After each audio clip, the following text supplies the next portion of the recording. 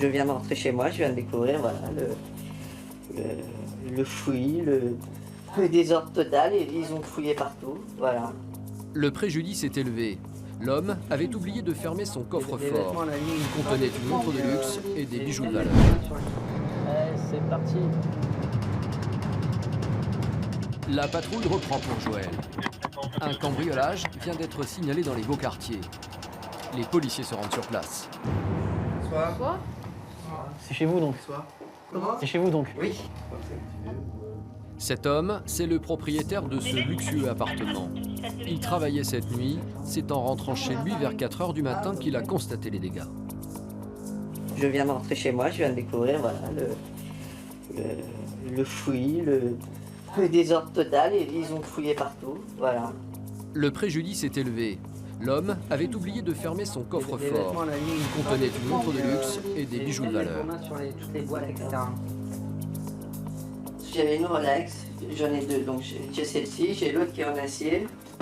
Donc celle-là, elle a disparu là. Voilà. Et ensuite, j'avais des bijoux, j'avais une croix tout en diamant et en or. À vue d'œil, c'est minimum 5 000 €. Ah bah, oui. Bah. Mais la victime va bientôt constater qu'un autre objet a disparu. Oui, bah. Je viens de voir. Mon téléphone Vertu en diamant qui est parti. Je viens de le voir à l'instant. L'homme vient de s'en rendre compte. Les voleurs ont aussi emporté un téléphone portable incrusté de diamants. Je pourrais même pas faire valoir les droits puisque j'ai pas la facture. C'est un prince saoudien qui m'a offert ça au crayon il y a 4-5 ans. Donc bah c'est perdu. L'homme est sous le choc.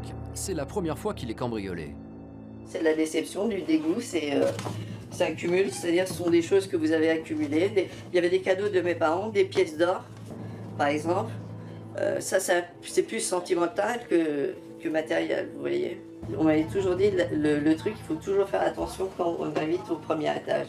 Je me suis dit jamais, dans le 17e. Et ben ça m'est arrivé, voilà. On n'est jamais à l'abri, quoi. Ces cambriolages dans les beaux appartements, la police appelle cela du fric-frac. Mais cette fois-ci, les voleurs n'ont pas commis d'effraction. La victime avait laissé une fenêtre ouverte. S'il y avait une échelle, il l'aurait laissé à côté. Hein. Le mec, il va pas la reposer, je pense pas. Ouais, c'est faisable. Hein. Montons là, tac, là, sur le rebord, sauter. Une fenêtre entrouverte au premier étage, pas besoin d'être un as de l'escalade pour y parvenir. Les cambrioleurs ont saisi l'opportunité. Cette fois encore, ils échapperont à la police.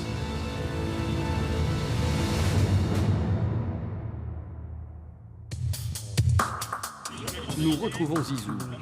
Au fil du temps, les hommes de la BAC connaissent leur terrain d'action par cœur, au point d'identifier certains délinquants avant même qu'ils ne passent à l'action. Sur les ondes, un policier en patrouille signale à Zizou un homme connu des services de police. Devant, Laguna. J'étais la dernière fois sur l'affaire, hein, sur la petite faiblesse, hein, le mec qui a il y a des personnes qui souffrent psychiquement. Donc voilà, là aujourd'hui il le suit, il l'a ramené dans un bar, ils sont attablés. L'homme en question est une vieille connaissance de Zizou. C'est son équipe qui l'a interpellé pour abus de faiblesse il y a quelques mois.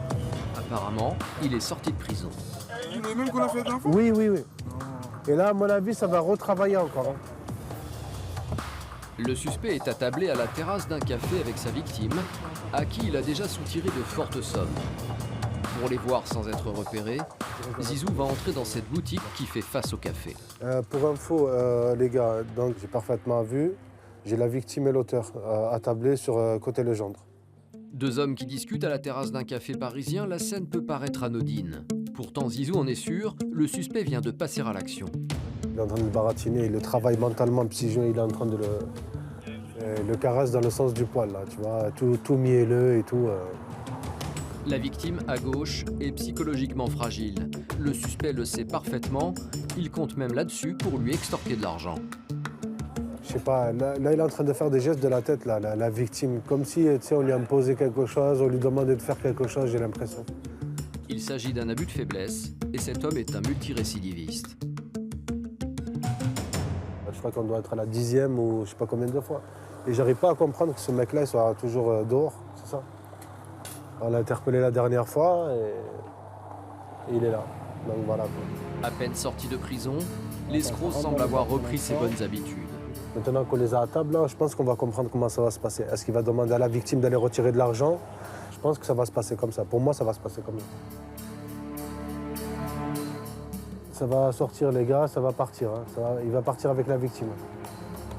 Les deux hommes finissent par quitter le café ensemble et ils se dirigent vers un distributeur de billets. Là, ils sont positionnés juste devant la poste comme par hasard. Il est en train de lui remettre un coup de pression pour qu'elle ait retiré en fait. Exactement comme Zizou l'avait prévu. La victime retire de l'argent au distributeur. Quand l'homme revient vers l'escroc présumé, la BAC est prête à intervenir. Les gars, vous surveillez bien que si jamais il y a un échange d'argent, on l'interpelle. C'est reçu? La victime semble mettre des billets dans la poche de l'homme, mais difficile d'en être sûr. Ils se séparent.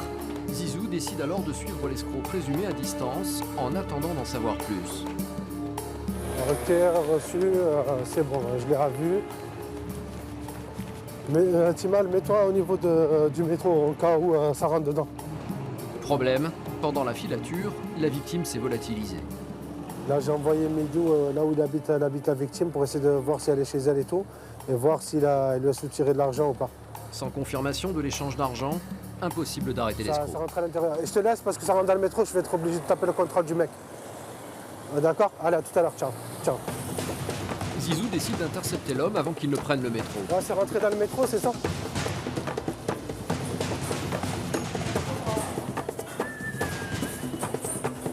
C'est police. Pose pas. Police. Mets-toi contre le mur. Avec qui t'étais? J'étais avec qui? À ton avis, avec qui t'étais? Avec qui? Mais je te demande, c'est moi la police. Hein. Tu t'occupes, s'il te plaît? Allô? Alors qu'il procède au contrôle, Zizou reçoit un appel. Ok, c'est bon. Allez. Son collègue a retrouvé la victime. Elle confirme avoir remis de l'argent. Ok, 803. C'est l'information que la BAC attendait. Continue à harceler ta victime, c'est bien, là on va te mettre harcèlement avec. Faut jouer l'intelligence pour rien. Ah ouais, T'as pris 8 mois de prison pour ça, arrête. C'est très bien pourquoi.